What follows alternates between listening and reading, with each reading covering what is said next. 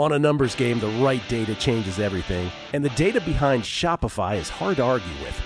Millions of businesses worldwide run on it, including our own VSiN store. When we launched, Shopify's templates and AI tools got us live fast. Professional looking from day one.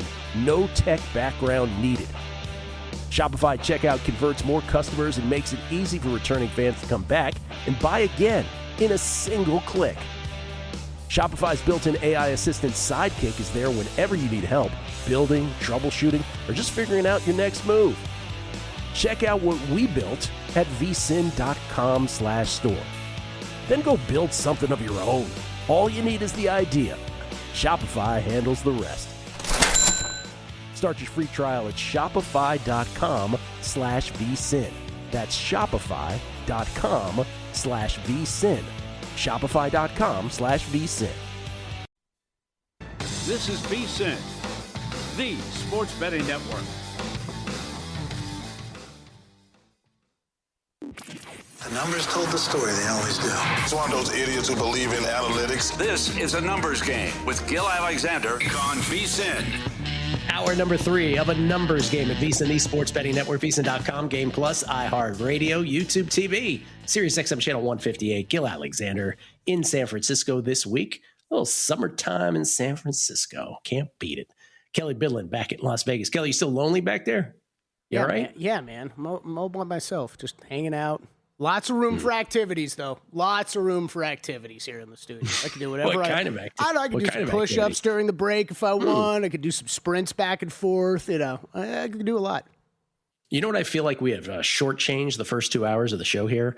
Erling Haaland, your boy. Yeah. I feel like we haven't given him enough. It's interesting because we were talking about Golden Boot, how, again, Mbappe technically leads because not only does he have the 7 goals, he has 2 assists. Then it's Messi because he got the 7 goals in the fewest amount of minutes. And then it's Haaland with 7.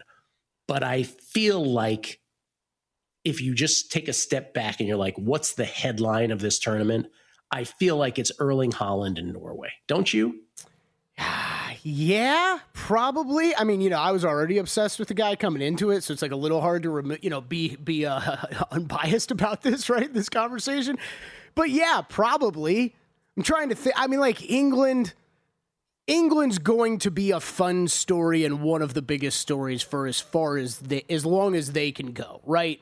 And I guess obviously USA, you would say the same thing about.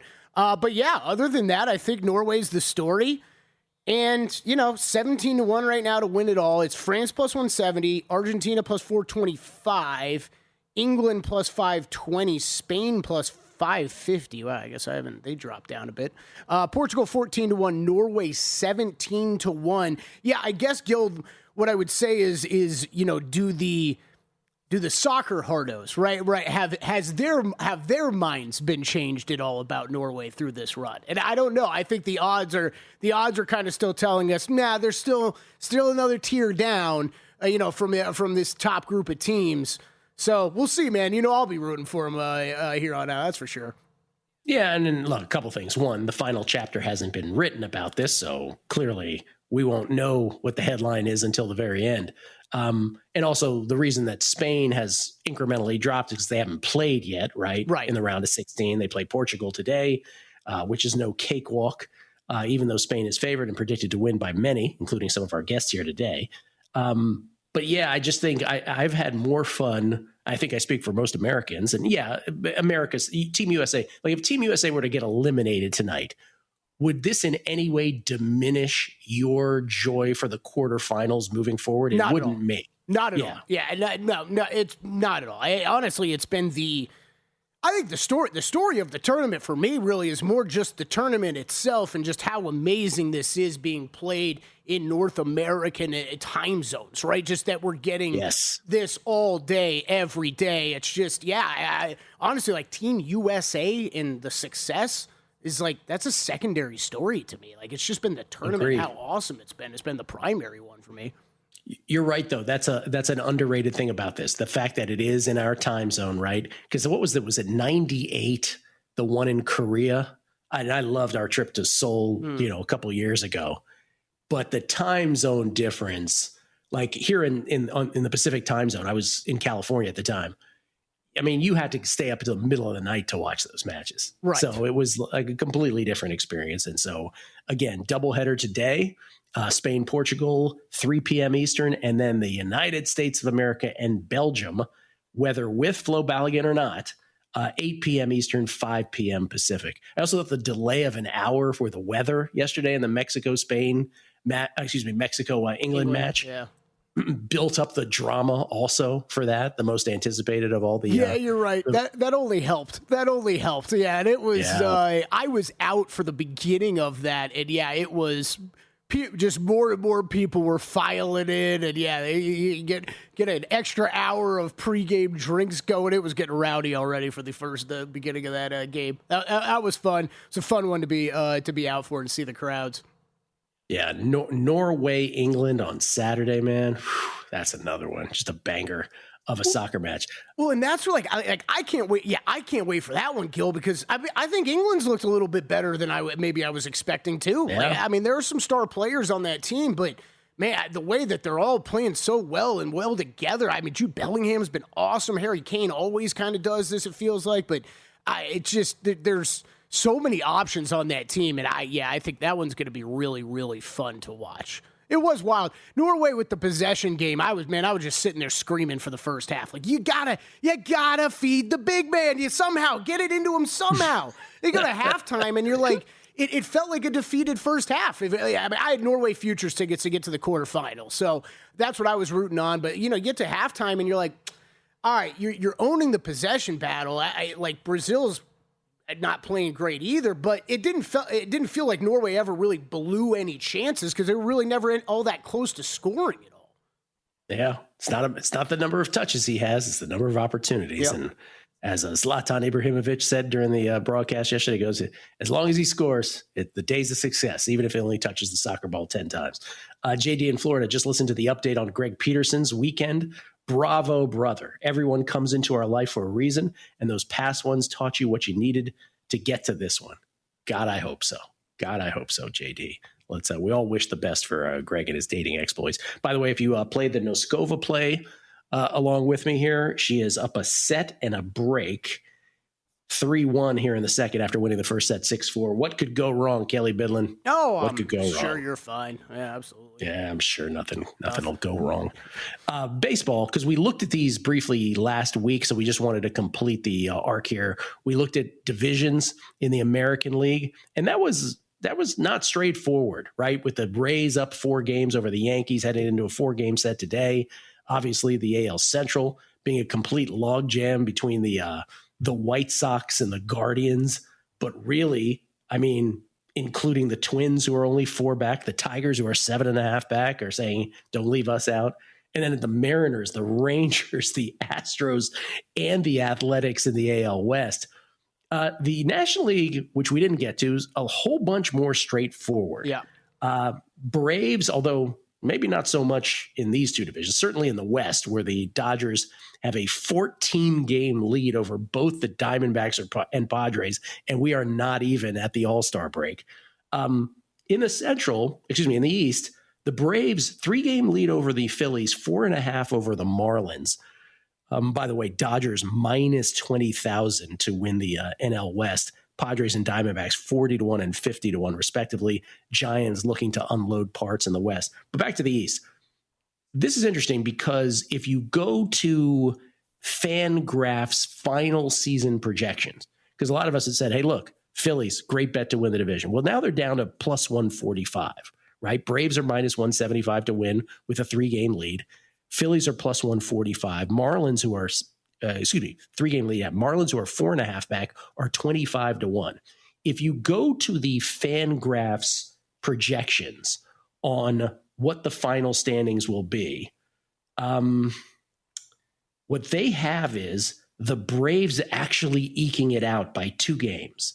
They have the Braves finishing 91 and 71, the Phillies finishing 89 and 73, and if you're wondering about the Marlins, 83 and 79. So the Marlins come back to earth just a bit. But that goes against, right? Like, so the conventional wisdom has been, hey, for all that talk about the Braves early, the Phillies poised to do it. Not according to Fangraphs. They think the Braves eke it out, that the Braves record actually increases both in terms of run production, average per game increases, run prevention gets better as well. Whereas with the Phillies, both actually come down to earth. So that's an interesting viewpoint, at least from the Fangraphs folks. Yeah, that's. I don't think there's a bet here. Okay, yeah. So you think Braves are going to be able to maintain this lead? Well, what regardless, finish winning this division. I'm not saying either. What I'm saying is I don't like the price on either, right? It's too close to call to spend the next 70 games and 2.5 months of our baseball lives sweating out a plus 145, for instance, on the Braves, or a minus on the Phillies, or a minus 175 on the Braves. More long term, though. Who do you believe more in here, Braves or Phillies? I kind of believe in the Phillies more, man. Yeah, me too. I believe in the frontline pitching a little more. I believe in their hitting more. So I think I'm that way too. That's why I wanted to bring it up. Marlins 49-42, 25-1 in this division. Is this going to be an old Marlins story? Like, are there going to be some selling at the deadline here, or do you think this Marlins team are they going to keep it together? Oh, they should keep it together now, right? I mean, they're in this. They're a wild card team, or at least tied, I think, for the last wild card position. So, yeah, I mean, this has been by any measure a successful half plus of a season. So good on that franchise, good on what they've done. They've been the best team in baseball since June 1st. They were the best team in June. It was the best month of baseball for any team in the last 2.5 years, calendar month. So, they should. I don't think they're going to win the division, but they are certainly alive for a playoff spot. As far as the Central, we've talked about this on this show many times, and I had the Cubs last month with an easier schedule. But it's the Brewers, man, and it's always been the Brewers. They have a 6-game lead. If I do the Fangraphs projections that I just did with the Braves and Phillies, according to Fangraphs, Brewers finished the season 94-88. Only the Dodgers will be better, and the Cubs will be the next closest team, but they're a full 7 games back at 87-75. So if you're to believe the people at Fangraphs, forget about us. This is maintained by the Brewers, and with their plus 127 run differential, again, only the Dodgers is better. I expect them to win the Central. Minus 475, too expensive to bet, though. Okay, I'm going to same question, different sort of teams here. Who do you believe in more long term, Cardinals or Pirates? Great question. I'm going to say Pirates. Okay. How about that? I think I'd go that way too, but again, those two teams fighting for the second to last or last wild card berth as well. But we'll see. Long season still to come. Coming back, Adam Burke, his Guardians remain above 500. We'll talk baseball with him. He's got plays next on A Numbers Game at VSiN, the Sports Betting Network. You're here because you want an edge. That's what separates listeners from winners. But let's be real, mindset alone doesn't get bets home. Pros win because they've got the tools, the data, and the discipline. And now so can you. VSiN Pro gives you access to the same real-time insights the sharps use. No secrets, no fluff, just actionable info that moves markets. Tap the link and see why serious bettors are turning knowledge into profit with VSiN Pro.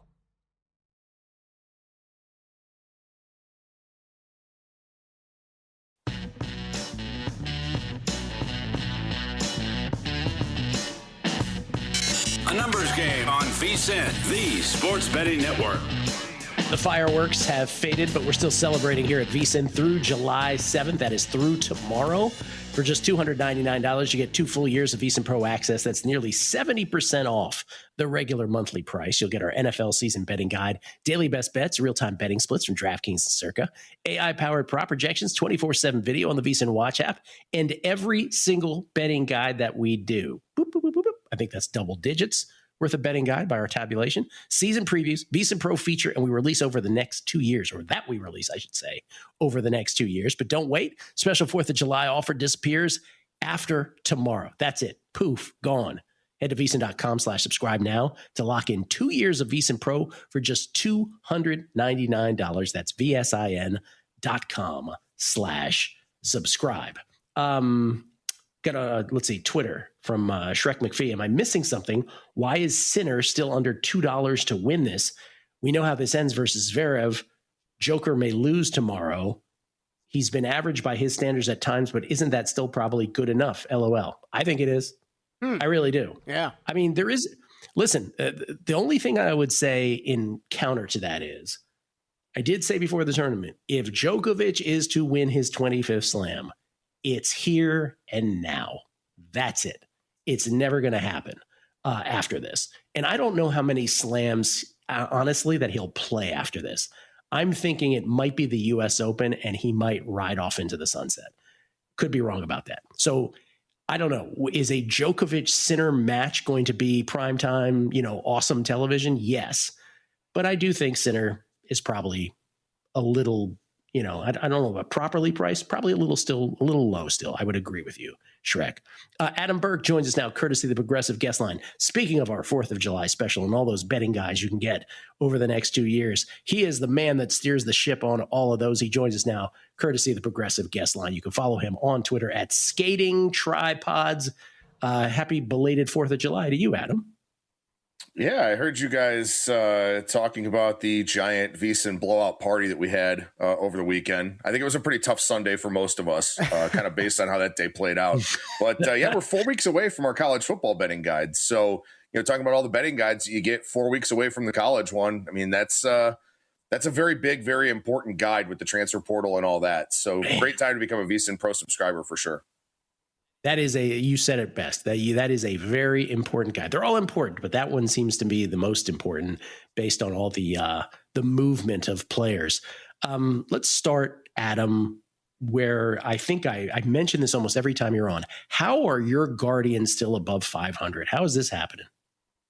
I don't know. I really don't know, right? I mean, like, Stephen Vogt maybe just has become the Mike Tomlin of Major League Baseball, where I don't know if it's voodoo magic in the late innings or what it is, but I mean, this team, for some reason, they always find a way to at least, keep games competitive, if not find a way to pull them out.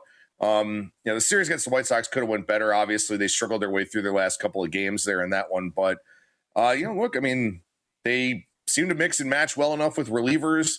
But the thing that's been really interesting to me is that, they employ a ton of platoons. And the short side platoon guys like Rhys Hoskins and David Fry are not doing what they're supposed to do really against lefties, especially in pinch hit situations.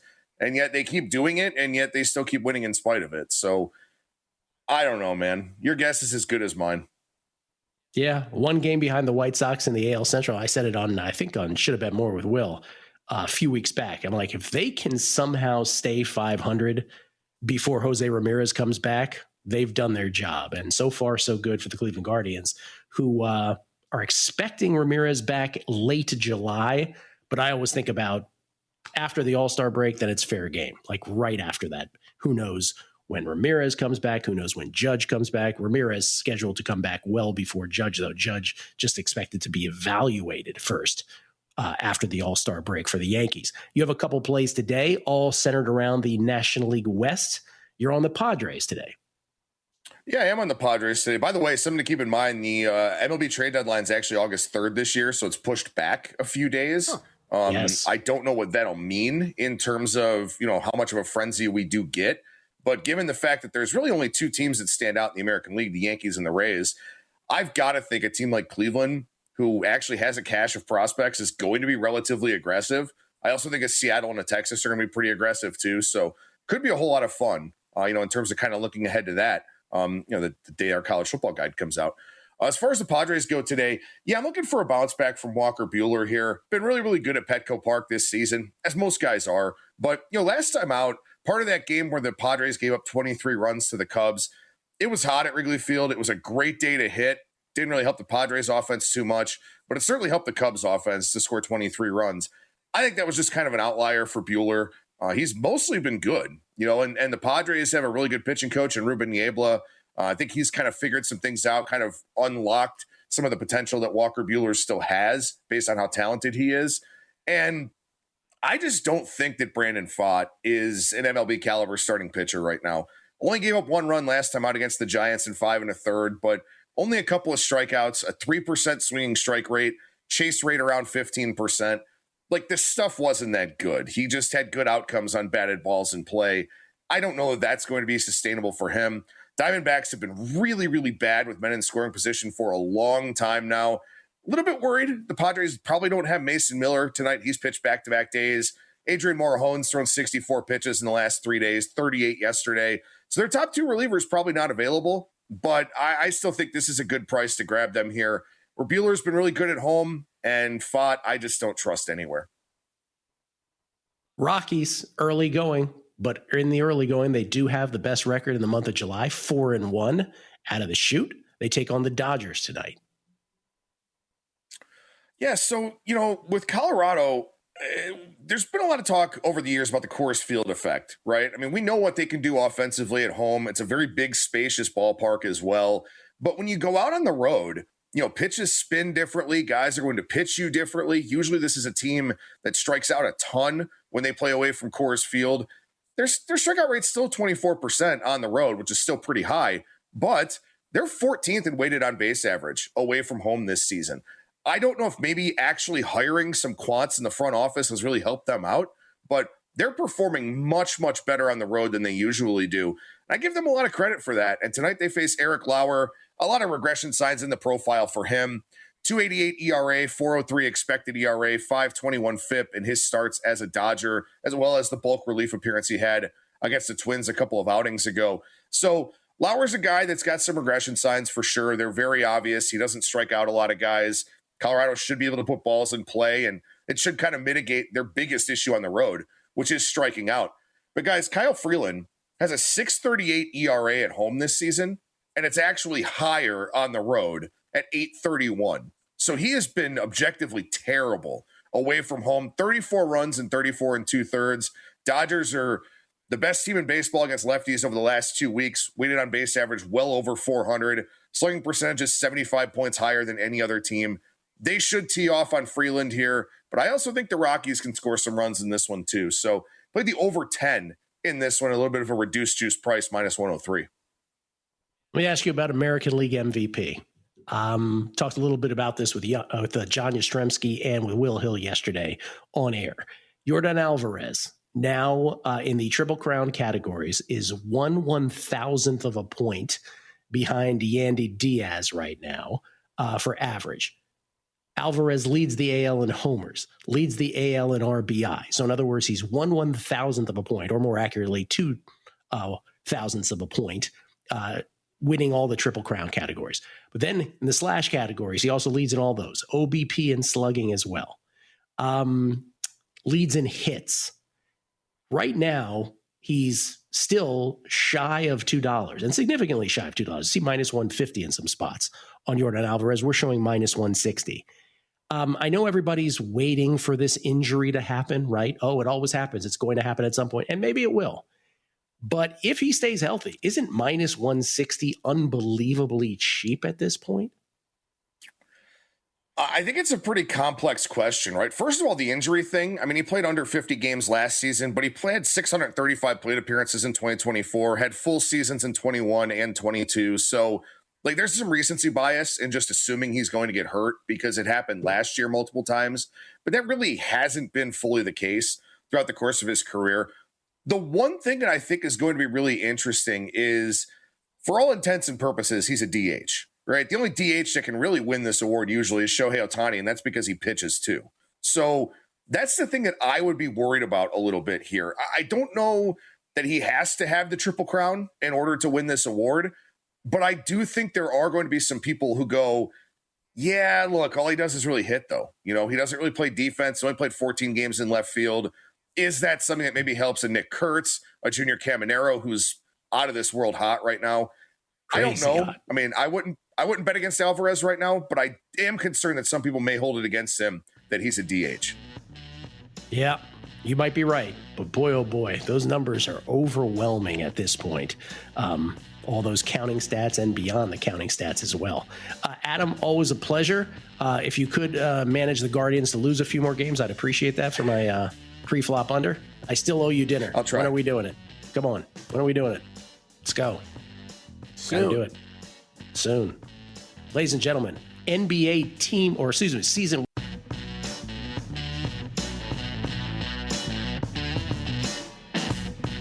A numbers game on VSiN, the Sports Betting Network. If you are betting at Circus Sportsbook for a limited time, you can fund your wagers and contest entries with crypto using BurraPay. That's B-U-R-R-A, BurraPay, and pay no BurraPay transaction fees. It's fast, secure, and another way Circa continues to innovate for sports bettors. Visit BurraPay.com to learn more and take advantage of fee-free crypto wagering before August 31st, exclusively at the Circus Sportsbook at Circa Resort Casino. BurraPay. Transaction fees waived as part of the campaign. Standard cryptocurrency network and exchange fees may apply. Gill Alexander in San Francisco, Kelley Bydlon back at the mothership, the VSiN Studios at Circa Resort Casino, downtown Las Vegas. Kelley, before we move on anything further, can I shout out Alex Blowers? For sure. Who works there at VSiN. We always thought his last name was Blowers, but turns out it's Blowers. This just in. Yeah. Shout out because for last week, this week, one more week, I believe, here in San Francisco. What a shot. What audio, what video. He made it so idiot proof that even an idiot like me could figure out how to set it up. Seriously. Nah, it's been looking great. It's been looking great. Shout out to Darnell, Larry, and Chris and everybody back there. Chris, I know, has been having to do some fine tuning with the audio a little bit, but it's been awesome. And I mean, really the best part, Gil, it's good that the video and audio, are great. That's important. But the fact that there's so little of delay between me and you, that's the best. That's what I was most concerned about. So that is nice. Yeah. Great job, Alex. And go check out all his World Cup write-ups on the website, VSiN.com. Look at that. One of my favorite parts of 4th of July, Gil, was watching Matt Brown, American-splain all the problems that soccer has to Alex, live at a pool party for about 20 minutes while he was trying to enjoy the France game. Who's that, Matt Brown you said was doing that? It was just he was thoroughly explaining to Alex how soccer could be better. And he was, Alex, quite the trooper to put up with that while just watching the game. That would have been worth attending just for that alone. I yelled from like 15 feet away. I'm like, just let the man watch the game. Jeez. America's splaining. Okay, real quick before we get to season win totals in the NBA, because shout out FanDuel for putting these up. Have you seen the LeBron James next team odds in the prediction markets shift they have? Yes, I have. When we left here last week, the Warriors were the favorite to get LeBron James, at least LeBron James' next team, to be more accurate with the wording. Now it is his Cleveland Cavaliers. Could LeBron do a third stint with the Cleveland Cavaliers? Drafted by the Cavs, left, came back, won a championship, left again. Could he go back? What is it? Minus 130-ish favorite on the Cavs? Yeah, now? Minus 137. And you know how we've got, you can bet into both sides of this, right, Gil? So maybe the more important number is just the no price on Cleveland at this point being plus 113. Like, just the fact that the no price is a dog price on Cleveland right now is jumping out to me. So yeah, it's we'll see, man. We'll see. I've been now that we've got a lot of the other big names out of the way, I had plenty of time, I think, the past couple days for just LeBron scenarios to just go through my brain, and it's I don't know, man. It just depends on what he wants, right? And all they're saying is he wants to be happy, and I don't know what that means. Like, does that mean winning a championship, golf nearby, wine nearby? I don't know. The man's he's got a lot of interests, and you don't know. It's hard to say. We can't really use past examples of what guys decided to do in their age 41 season. There's not exactly many out there. Yeah, because, on the one hand, hey, you get this team up with Steph. What a ratings bonanza that will be. And maybe just fun, right? Fun for everybody. And maybe fun. Trust me, the fog isn't here all the time. It's paradise most of the time. Just great living, right? He can afford everything. Versus going back home and, quite frankly, Kelley, probably the better basketball reason to go there. Because you can go to a contender in the East that you are already an icon in, right? Beloved beyond belief there. You can actually help them get to an NBA Finals, like legitimately. So you're right. I don't know. What does he want? I just think it's tough. Like with these Eastern Conference teams, and we could go through about Cleveland. Okay, Golden State. Like Golden State, you can make the case for, is it fun? It's a great story, right? You just went through it. Are they good enough, though? Do me and you think that team is good enough to beat the Spurs or Thunder? And I don't. Nope. So, like, LeBron, I think LeBron probably has to think that way and has to think then that not winning a championship is okay. And I don't know if we've ever, really seen that from LeBron. I don't know that I believe that. And then then we've always had the out east conversation, right? Get out of the West, go out east somewhere. And I think that, Cleveland, Miami, Philadelphia's popped up in this conversation here recently. I just don't know, like, Miami. Can Giannis, LeBron, and Bam play together and actually make themselves or each other better? Like, I don't know. Man. I don't know. And then we start talking about Cleveland and Philly. Like LeBron just had to settle in to being the third option in LA. Like in Philly, you're talking about him being like the fourth option. Like, how realistic is that? And then I don't know why. I just can't get out of my head that like LeBron James and James Harden playing together is just never going to work. Oh God. I don't know. Like I've been the guy that was like, go out east, got to get out of the West, go out east. I think there's been some recent developments, at least with reporting around Denver and Minnesota, that do make some sense to me. Now, when we talk about guys playing together that can make each other better, I think Nikola Jokic and LeBron James could absolutely play together and make everybody else around them a lot better. So I do think that's interesting. And then can you make the argument that pushes them into that level, or at least can contend with San Antonio and Oklahoma City? And like you could. And I think Minnesota's interesting too. I think Drew's joke about him killing LaMelo at some point is fair, and driving Chris Finch. Those guys, everybody driving Chris Finch crazy. But as far as from a roster, just construction standpoint, that team doesn't have any power forwards right now. Like he slides in there pretty damn well right now. So I don't know. I think those are interesting. And then I think the team that we're not talking about enough, and this is a little bit on the LeBron camp of even making a comment about this already, but like the New York Knicks, I think are actually the team where he would fit very, very well. And I don't know if that's we've already heard, hey, they're out of the conversation. They would have been if they didn't win a championship, which I don't really know what that means. But I don't know. That's the one I can't stop thinking about, Gill. It's just, man, you add LeBron to that team. Whew. That's when that team becomes, without a doubt, the team to beat in the Eastern Conference to me. But why would he want to go there at this point? Like they won a championship without you, and now you're going to join that team? That doesn't sound like something he'd want. Yeah, I don't know. But I could be wrong. No, Gil, I don't know. Right? I mean, the reason for would be championship caliber team, right? Then it's the Knicks and Madison Square Garden. But yeah, I don't. Like I've fought with some people on the Spurs over kind of that similar point. Like, I don't think he's going to want to, if he goes and wins a championship with the Spurs, I think we're mainly just going to remember that as Victor Wembanyama's first NBA championship, and deservedly so. I don't know that LeBron wants to be that guy. Hey, real quick, I'll just give you a bunch of these and you can tell me if any of these interest you. Yeah. None of these are juiced more than minus 120 on either side, so let's forget about the juice. Thunder, 61.5. Talking about season win totals for next year. Yeah, FanDuel, good job. They've got a bunch up. We want to go rapid fire through them, Gil. I'll go lean under on the Thunder. Spurs, 60.5. Lean under on the Spurs. Just because it's 60. We're talking into the 60s. Me and you had this whole conversation about the Thunder last season. Knicks, 53.5. All right, that one's tough. I'll lean over, but I can't bet that at that number. I would have leaned under. T-Wolves, 47.5. Over. Might be a bet for me. All right, let's go to the Eastern Conference. Raptors, 46.5. Man, lean over, can't bet it, though, because it's all Kawhi injury luck, right? Like, how many games is he going to play? It's actually Raptors, Sixers, and Heat, all 46.5. Heat under until they show more.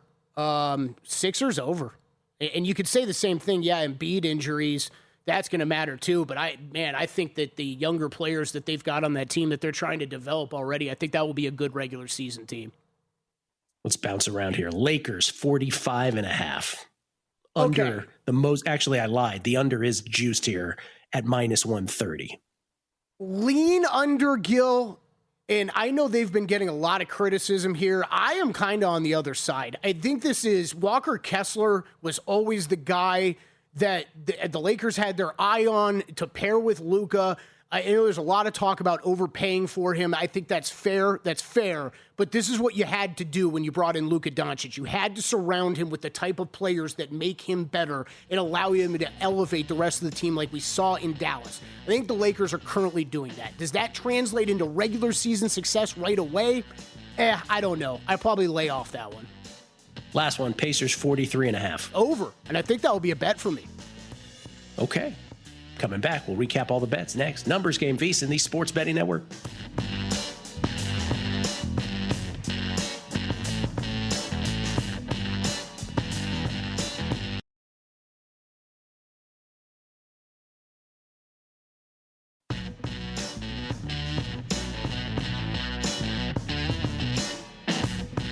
A Numbers Game on VSiN, the Sports Betting Network. Back on a Numbers Game, live from San Francisco. Gill Alexander, Kelley Bydlon back in Las Vegas here on a Numbers Game. We get tweets at Beating the Book. Reed Wilson. If Greg Peterson had said he's hotter than my love life instead of lava, I would have lost it. Oh, I thought he was going to say hotter than something else. Did you catch that, Kelley? Yeah, I did. Have you said it? Yeah. I did, yep. Yeah. Sean Casey. Not that Sean Casey, but a different Sean Casey. What about LeBron goes to Cleveland with an ownership stake? That could be part of the deal as well. Yeah, maybe. Enright, Stephen Enright, good segment on Gill. That's what he calls the show, on Gill. Good segment on Gill. It's actually the Prince of Wales, William, or maybe the Prince of Wales with a WH. What was that referring to? Was that a Wes Reynolds moment, I think? Yeah. Probably so. For how they're going to appeal their red card, yeah. That's right. And that's the big drama of the day, right? How will the appeal, for those who missed it, Belgium now appealing? There wasn't an appeal process. FIFA granting Belgium the right to appeal. So Belgium said, hey, thank you very much. We will do that on the suspension of Flo Balogun's red card that was issued in the Team USA Bosnia-Herzegovina match back in the round of 32. So we'll see how that drama plays out the rest of the day. As Paul Carr said, only 7 hours left till game time now, so there's plenty of time for that to go down. And obviously, go ahead. I never got to tell my idea on air. Is the way you do this. Come on, if we're really just trying to build up ratings and excitement for the World Cup, we stretch this out all day, and when we start the game, we still don't have a decision on the appeal. And what we get for the first half of the World Cup is a little picture-in-picture action where we got a little box on the top right of the screen that is just a live shot of whatever courtroom this appeal is being decided in. I would like some of like the British like wigs going on, that would be a good look as well. And then at halftime, after halftime, he emerges from the locker room in an Edwin Diaz like that song going with Timmy trumpets and just runs out on the field and everybody goes crazy. That's how you do this. That's how you do it, FIFA.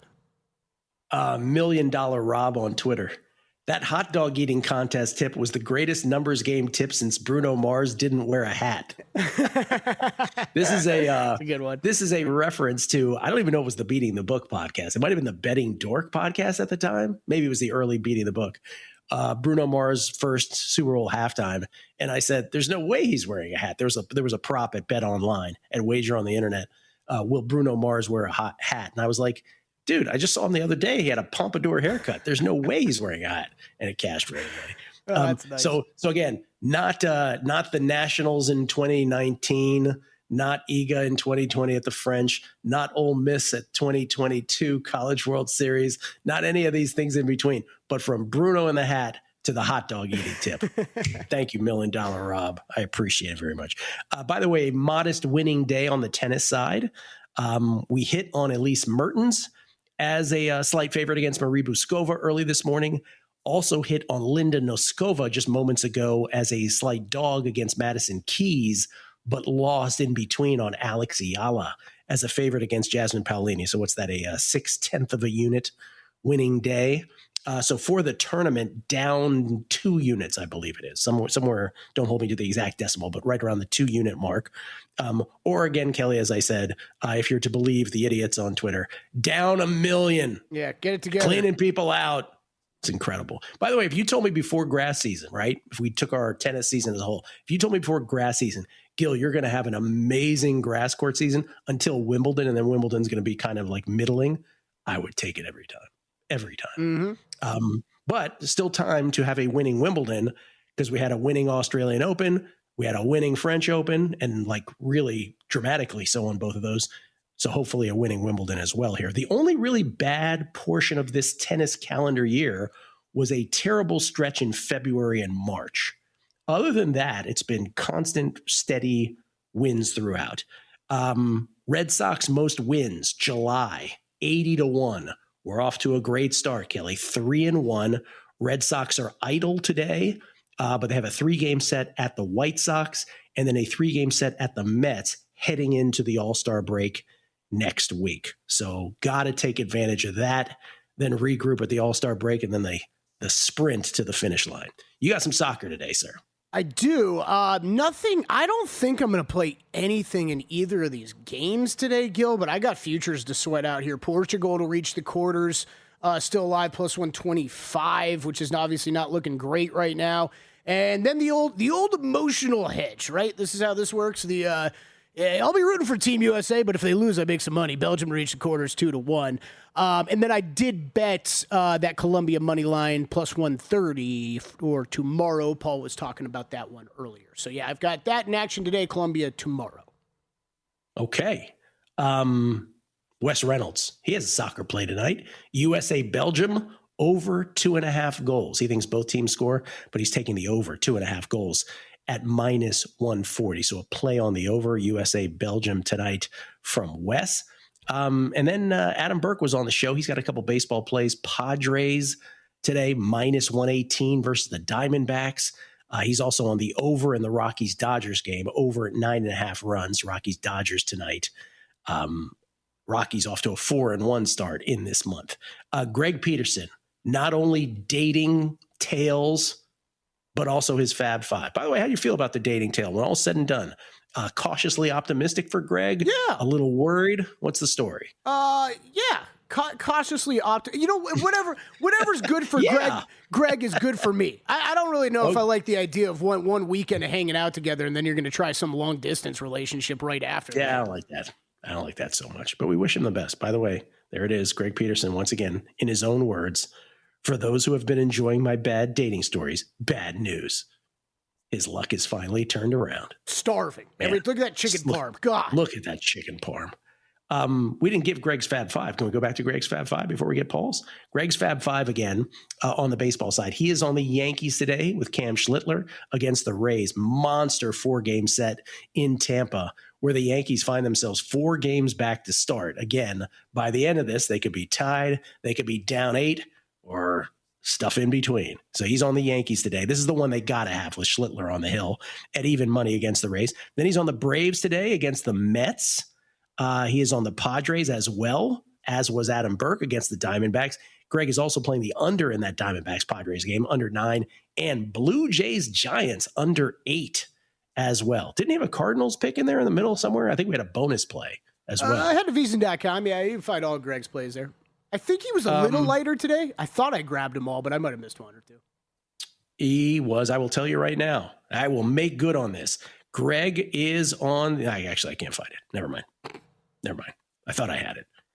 He has something in the Cardinals game, but as you said, go to VSiN.com/picks for all subscribers. Now, Paul Carr, the headliner with all of our soccer plays for today and moving beyond today into tomorrow. So round of 16 today, round of 16 tomorrow. Then we're in the quarters starting on Thursday. Today, Spain over Portugal, 3 p.m. Eastern, noon Pacific. Straightforward, Spain to beat Portugal. I think, Kelley, I will be on that as well. And then in the USA Belgium game. Sorry, Gil. Just wanted to jump in on that one because I think that was a Felica play on Portugal to make the quarters. If anybody else out there tailed like I did, kind of asked Paul off air because I kind of feel this way too. I'm like, man, is Spain just going to hammer them today? Because I kind of feel like that. And he said, yeah, he kind of thinks that too. The problem is just keep in mind, if you bet a Portugal to reach the quarters, like I'm just going to ride it out. It's not exactly a super clean way to hedge this. That's a 3-way line if you're laying 110 on Spain. So in theory, you could lose both bets, if there's a draw and then this goes later than that and gets settled in extra time. So just be careful if you did tail that Portugal to the quarters play that was given out on the show. Spain, Portugal in Arlington, Texas. And then, of course, it's Team USA. With or without Bydlon, we don't know right now. Against Belgium, that one is in Seattle tonight. Huge excitement in the Pacific Northwest. Paul is taking United States over a first half goal. So he believes the United States will score in the first half. That is the bet from Paul at -110. Then tomorrow, the final day of the round of 16, Argentina versus Egypt. He is laying the wood with Argentina, laying 1.5 goals versus Team Egypt. And then Colombia to beat Switzerland. Colombia at +120 to do that on the three-way. So very straightforward in terms of the Spain, Argentina, and Colombia games. A little bit different with the United States today, going over half a goal in the first half. Team USA, how you feeling about it, Kelley? What's your gut? What's your gut telling you? Man, I think we get home, dude. I think we get home. I'm going to go with this is USA 2-1 extra time. Not penalties. 2-1 extra. We get settled in extra time. Very specific call. I like it. And if Team USA is able to advance, this will match the magical Landon Donovan-led run back in 2002 to get us to the quarterfinals. So let's go Team USA. Let's go. Belgium's been a dud. We can take care of these guys. Come on. That's right. They're old. Old part of their golden generation. Prop Points next. Nick Whalen, Jeff Erickson. Enjoy from VSiN, the Sports Betting Network.